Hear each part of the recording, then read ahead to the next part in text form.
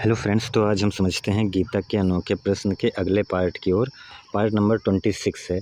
यहाँ पर हम कुछ चीज़ें समझेंगे, उसके बाद गीता के जो अध्याय 4 चल रहा है उसके जो है आगे कुछ श्लोक समझेंगे।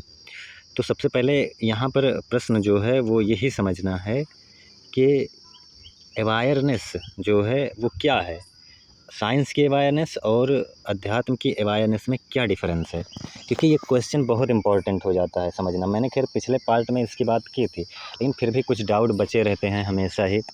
गीता को समझने में डाउट तो हमेशा रहेगा, और साइकोलॉजी से जोड़ना तो डाउट तो बना रहता है, क्योंकि साइकोलॉजी मतलब हो गया साइंस, और साइंस मतलब क्या हुआ कि वो जो उसके इंस्ट्रूमेंट में आए वही बातें वो मानती है।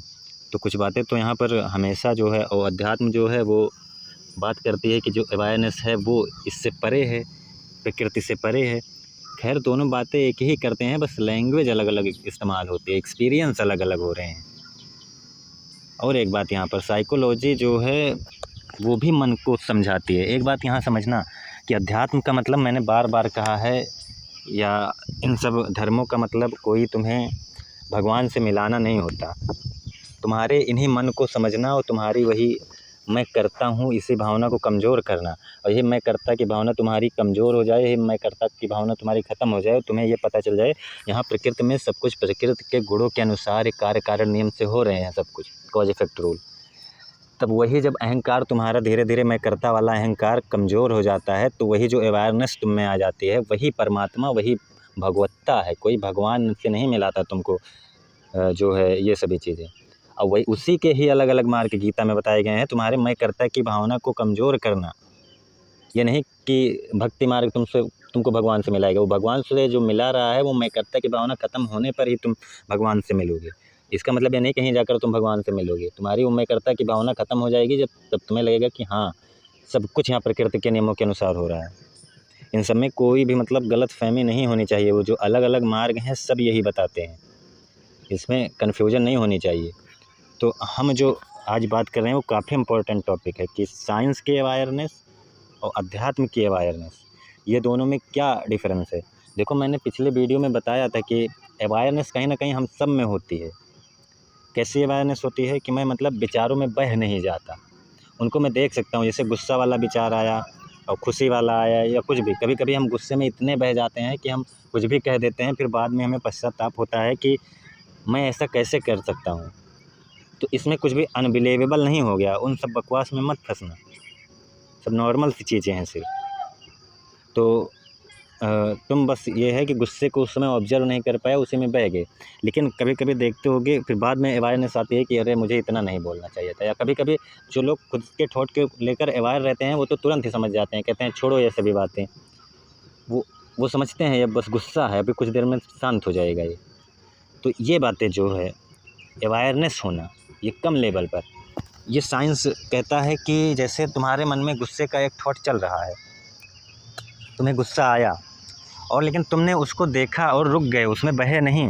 तो ये एक अवेयरनेस तो ये होती है जो हम में होती है। और एक अवेयरनेस होती है जब हम विचारों को ऑब्जर्व ही करते रहेंगे, हम जानेंगे ये तो प्रकृतिवश आ रहे हैं। यही साइकोलॉजी भी कहती है कि तुम्हारे एक एक विचार कंडीशनिंग होते हैं, एक एक थॉट, तुम्हारी एक एक क्रियाएँ कंडीशनिंग है। तब तो तुम मान जाते हो। यही बातें गीता कहती है, सब किस प्रकृति के गुणों के अनुसार होता है, सतोगुण रजोगुण तमोगुण, कार्य कारण नियम, यही सब बताती है गीता। तब वहाँ पर लोगों को दिक्कत होती है। यहाँ ये दिक्कत क्यों होती है ये भी मैं बताऊँगा अभी, कि क्यों साइकोलॉजी की बात लोग मानते हैं और क्यों गीता की बात मानना उनके लिए कठिन हो जाता है। तो यहाँ पर जो ये अवेयरनेस है, इसको कहती है, मैंने पिछले वीडियो में बताया था कि साइंस कहती है वो माइंड की, जैसे एक माइंड की प्रक्रिया, कुछ न्यूरॉन्स मिलकर, काफ़ी न्यूरॉन्स होते हैं हमारे मस्तिष्क में, अरबों खरबों, तो उसमें से कुछ न्यूरॉन्स जो हैं बनाएंगे थॉट प्रकृति माहौल के अनुसार, और उसी समय मस्तिष्क में अलग प्रक्रिया चलेगी जो कि कहते हैं कुछ लोग कि अग्र मस्तिष्क में चलती है, क्योंकि वही अवेयरनेस को समझाता है। मतलब दृष्टा या अवेयरनेस जो हमें होती है उसमें अग्र मस्तिष्क का काफ़ी हाथ होता है। तो उसी समय जो है अलग प्रक्रिया न्यूरॉन्स में चलेगी, वो खुद के जो अगला प्रक्रिया चल रहा है उसमें जो थॉट बन रहा है प्रकृतिवश, मस्तिष्क के जो ये अवेयरनेस की प्रक्रिया वाला है ये उसी को ऑब्जर्व करेगा। मतलब तुम्हारी मस्तिष्क ही एक तरफ थॉट बना रहा है, एक तरफ ऑब्जर्व कर रहा है। ये चीज़ें कहती है जो है हमारी साइकोलॉजी। और यहीं पर जो है और एक क्या होता है कि इसमें बह ही जाना, मतलब तुम थॉट को ऑब्जर्व ही ना कर पाओ। वहाँ पर तुम्हारा कहते हैं साइंस कहती है कि तुम्हारा अग्र मस्तिष्क या चेतना जो तुम्हारी दृष्टा वाली है, तुम्हारी अवेयरनेस है, जो वो एकदम थॉट में बह गई, तुम देख ही ना पाओ विचारों में बह जाओ। गुस्सा आया, किसी को गुस्से में मार दो भी, बाद में अवेयर हो, बाद में पश्चाताप हो। गुस्से में लोग बहुत से ऐसे चीज़ें कर जाते हैं। डर में बहुत सी ऐसी घटनाएं हो जाती हैं जो कि लोग थॉट को ऑब्जर्व नहीं कर पाते, बस वो एक डर का थॉट होता है, उसी में बह जाते हैं वो। तो ये चीज़ें यहाँ पर, तो एक तो होता है कम अवेयरनेस होना, एक होता है थॉट में बह ही जाना, कोई अवेयरनेस न होना, और थर्ड जो होता है उसमें अवेयरनेस आ जाती है, हम उतना नहीं किसी भी चीज़ को लेकर परेशान होते हैं, हम जान जाते हैं कि ये एक जो है विचार ही है। तो ये चीज़ साइंस कहता है। लेकिन साइंस जो है, मैंने क्या कहा कि वो मतलब पूर्णता नहीं तुमको इन सब से मुक्त करा पाता, अहंकार से। साइंस में तुम्हें मैं करता की भावना बची रहती है। वो क्यों बची रहती है? साइंस वाले भले ही सोशियोलॉजी कितने भी पढ़ लें, लेकिन वो उनकी बोली तो भले ही मीठी होगी, लेकिन आप देखोगे उनमें मैं करता की भावना रहती है। इसीलिए वो जो है खुद को श्रेष्ठ ही समझते हैं, वो सोचते हैं मैं करता हूँ। और यही बात गीता नहीं मानती। गीता यहाँ पर यही कहेगी कि अभी जब तक तुम्हें मैं करता है, तुम सोच रहे हो मैं करता हूँ, भले ही तुम थॉट को ऑब्जर्व कर ले रहे हो, तब तक तुम अवेयर नहीं हुए हो। तुम कह रहे हो कि ये जो थॉट है हमारा, वो मस्तिष्क का ही अलग पार्ट है, मस्तिष्क की ही अलग प्रक्रिया है थॉट को ऑब्जर्व करना। तो यहाँ पर गीता यही कहेगी कि तब तुम अवेयर नहीं हुए हो। तुम भले ही विचारों को देख पा रहे हो, समझ पा रहे हो कि सब कुछ नियमों के अनुसार हो रहा है, लेकिन तुम अवेयर नहीं हुए हो। ये चीज़ें गीता कहेगी तुमसे। यहाँ पर गीता की अवेयरनेस क्या है? एक तो होता है बह जाना थॉट के साथ, जो कि हम हमेशा करते हैं। हमें कुछ अवेयरनेस होती है, लेकिन हम गुस्सा आया, डर आया, हम उसी में बह गए, हम कुछ कर नहीं पाए। और एक होता है जब सत्वगुण बढ़ा होता है, हमने बात की थी अगले वीडियो में ही कि सत्वगुण बढ़ा होता है तो कहीं ना कहीं हम अवेयरनेस की ओर होते हैं और हम अपने थॉट को ऑब्जर्व कर पाते हैं कि ये थॉट ही है। जैसे 3 कंडीशन उसमें बना, वैसे इसमें बनेगा। जो फर्स्ट 2 गुण होते हैं, रजोगुण और तमोगुण, वो थॉट में बहा ही देते हैं। लगभग हम पहचान ही नहीं पाते कि हमने कुछ किया, कि प्रकृति ने किया, कि थॉट ने किया। लेकिन सत्वगुण आने के बाद हमें सत्वगुण की ओर जब हम बढ़ते हैं, तब हमें लगता है कि ये सब जो थॉट हैं ये प्रकृतिवश हैं यहाँ पर। तब हम कहीं ना कहीं उन थॉट को थोड़ा थोड़ा ऑब्जर्व करने की कोशिश करते हैं। तब मुझे लगता है कि ये थॉट तो प्रकृतिवश आ रहे हैं, ये मुझ में नहीं आ रहे हैं, या मैं ये थॉट नहीं हूँ, मैं अवेयरनेस हूँ, मैं देख सकता हूँ इन थॉट को। और उसके बाद फिर जो तीसरा है, उसमें हम पूर्ण अवेयर हो जाते हैं और समझ जाते हैं कि ये सब थॉट है, सिर्फ बस प्रकृति में हो रही कंटिन्यूटी है जो यहाँ पर सब घटनाएं हो रही हैं। तो ये 3 लेवल यहाँ पर भी बनता है। यही बातें मैंने बताई थी। लेकिन यहाँ पर एक बात और समझना है कि ये जो थॉट में बह जाना और थॉट को देखना, ये 2 चीज़ें, मतलब जैसे मैं कभी कभी कहता हूँ कि थॉट में बह जाना मतलब प्रकृति में बह जाने देना, जो हो रहा है हो जाने देना, उसको पकड़ना मत। तो वो क्या बात है? एक तरफ मैं कह रहा हूँ कि थॉट में बहना मत, ऑब्जर्व करना उसको। ये दोनों क्या अलग बातें मैं कह रहा हूँ। यहाँ पर समझना, जब मैं कह रहा हूँ कि जो हो रहा है हो जाने देना, जो जैसा हो रहा है उसको वैसा हो जाने देना, तब मेरा कहने का सिर्फ इतना सा मतलब है कि तुम मैं करता है कि भावना को हटा लेना और सब कुछ हो जाने देना।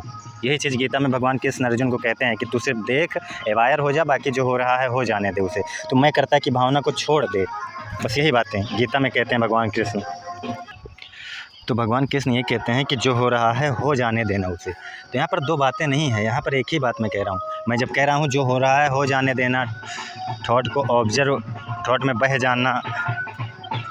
जाने का मतलब ये नहीं थॉट में बह जाना, मतलब प्रकृति में जो हो रहा है उसको होने देना। उसको ये मत समझना कि ये मेरे साथ ही क्यों हो रहा है, उसमें अहंकार बस कुछ भी मत करना। बस तुम अपने अहंकार को देख लेना कि मैं करता नहीं हूँ, उसके बाद जो होना है हो जाने देना। और जब मैं कह रहा हूँ कि प्रकृति में बहना मत, थॉट में बहना मत, तो इसका मतलब ये है कि तुम थॉट के अनुसार मत चलना। मतलब जैसे गुस्सा आया तो गुस्सा ही मत हो जाना, वहाँ एक अवेयरनेस रखना, अवेयर होना कि गुस्सा कहाँ से आ रहा है। दोनों एक ही बातें हैं, बस अलग अलग तरीक़ों से कही गई हैं। तो यहाँ पर अब बात आती है कि साइंस और अध्यात्म की अवेयरनेस। साइंस वाले को आप देखोगे, साइकोलॉजी बहुत लोग पढ़ लेते हैं, लेकिन उनमें मैं करता की भावना होती है। लेकिन जो रियल आध्यात्मिक ज्ञानी होंगे वो उनमें अहंकार बिल्कुल नहीं होगा। साइंस तो ये तो पता लगा देता है कि सब कुछ यहाँ खुद ही हो रहा है, और 10 लोग यही सब पढ़ रहे हैं, लेकिन साइंस वालों ने उस परम अवेयरनेस की कभी बात नहीं की। उन्होंने यही कहा है कि ये सभी जो हैं तुम्हारे मन के ही वो हैं तमाम तरह की प्रक्रियाएँ, क्योंकि उनको जो इंस्ट्रूमेंट में पकड़ में आएगा वही बताएंगे। उनमें अहंकार मैं कर्ता की भावना नहीं ख़त्म होती। और जो यहाँ पर अध्यात्म है, जो गीता है, वो कहती है तुम कितने भी अवायर हो जाओ, लेकिन जब तक तुम्हें मैं कर्ता की भावना है तुम्हारे अंदर, तुम कुछ नहीं अवायर हुए हो। तुम भले ही प्रकृति में हो रही कंटिन्यूटी, प्रकृति की घटनाओं को देख पा रहे हो, लेकिन जब तक तुम में मैं कर्ता की भावना है तुम अवायर नहीं हुए हो, तब तक तुम अवायर नहीं हुए हो। ये चीज़ कहती है गीता। तो इसीलिए जो है ये बातें मानना साइंस वालों के लिए और सोशियोलॉजी वालों के लिए कठिन हो जाती है कि कोई परम चेतना है, कुछ है। परम चेतना वैसे कुछ है नहीं, लेकिन गीता जो इस आत्मा की या परम चेतना की बात कर रही है वो सच में कुछ नहीं है। वो तुमको बस ऑब्जर्व करने के लिए दिया गया एक शब्द है, क्योंकि साइंस उस लेवल पर पहुंचती है जहां उसके इंस्ट्रूमेंट में कुछ पकड़ में आए।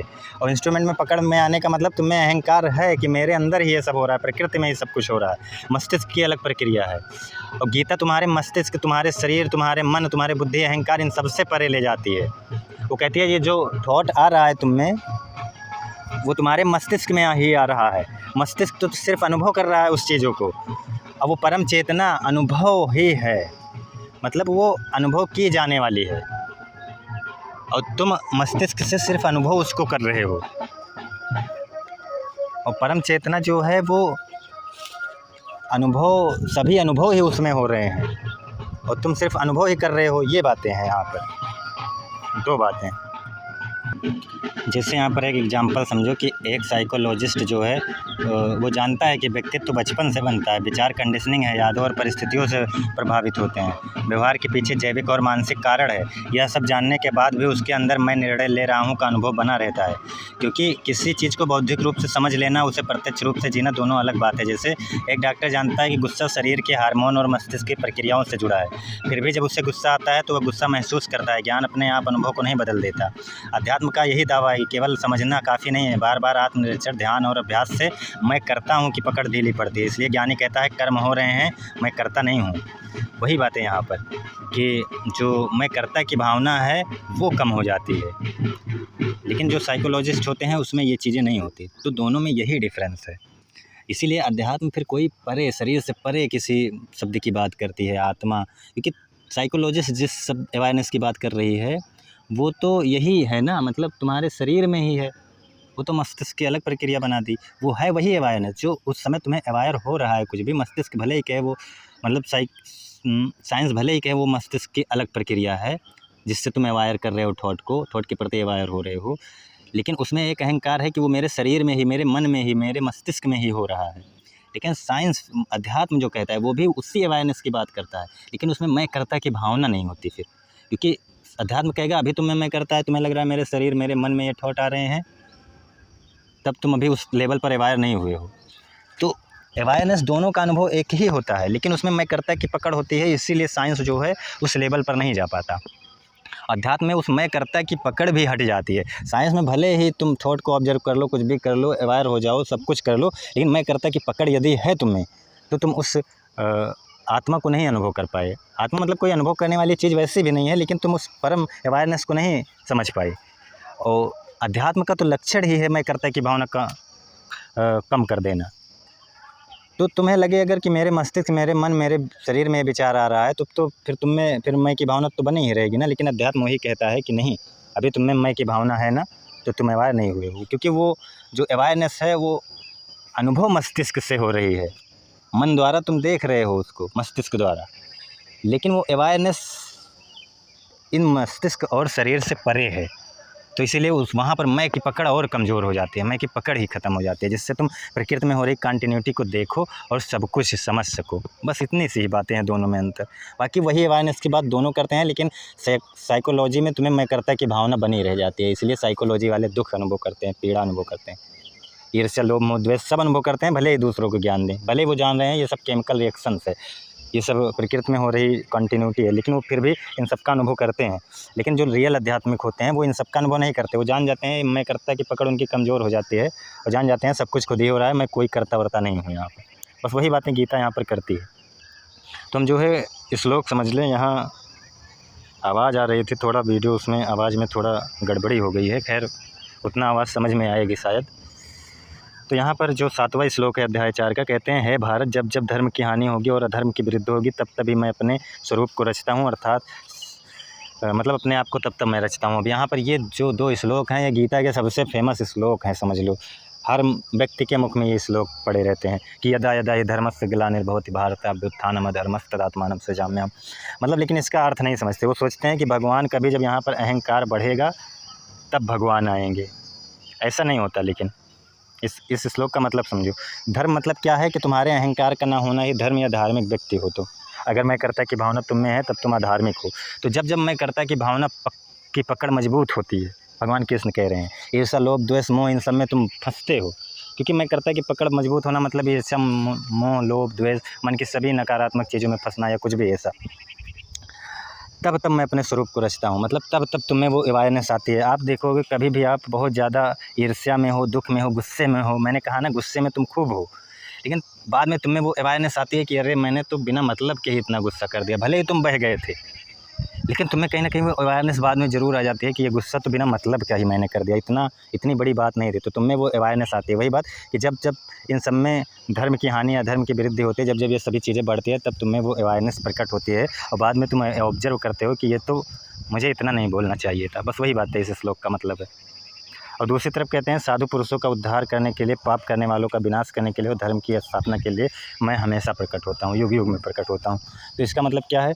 साधु पुरुष मतलब क्या है? साधु पुरुष मतलब वही जो अवेयर होना चाह रहे हैं। साधु पुरुष मतलब जो अच्छे लोग हैं, जो सत्व गुण से प्रभावित लोग हैं, उनको उस अवेयरनेस की ओर ले जाने के लिए। जो सत्व गुण हैं वो खुद ही अवेयर की ओर जाना चाहते हैं, क्योंकि वो अभी बीच में अटके हैं, अभी वो गुण में अटके हैं। उनको प्रकृति से परे उसको अनुभव कराने के लिए, प्रकृति से परे समझने के लिए, क्योंकि अभी वो सत्व गुण में हैं, अभी वो समझ रहे हैं, अभी उनमें मैं कर्ता की भावना है, भले ही वो ऑब्जर्व कर ले रहे हैं। तो उनको उस मैं कर्ता की भावना को हटाने के लिए और पाप करने वालों का विनाश करने के लिए, मतलब इन लोभ मोह द्वेष को ख़त्म करने के लिए, और इस मैं कर्ता की भावना को हटाने के लिए मैं समय समय पर प्रकट होता रहता हूँ। बस यही बात है। अवेयरनेस हमेशा तुमको उस चीज़ का ऑब्जर्वेंस कराती रहती है। आप देखते नहीं हो कि कभी गुस्सा हो जाओ, कभी बहुत ज़्यादा डर जाओ, लेकिन बाद में तुम्हें पता चलता है इतनी बातें थी नहीं जितना मैंने कर लिया। तो अवेयरनेस जब तुम्हें आती है, तुम विचारों में बह गए, तुम कुछ भी कर दिए, लेकिन बाद में अवेयरनेस आई तो तुम्हें लगा ये तो इतना था नहीं जितना मैंने कर दिया, इतना मुझको कहना नहीं चाहिए था, इतना मुझको दुखी नहीं होना चाहिए था। बस वही है कि समय समय पर मैं प्रकट होता रहता हूँ। बस यही बातें हैं। तो आज के लिए इतना ही। धन्यवाद।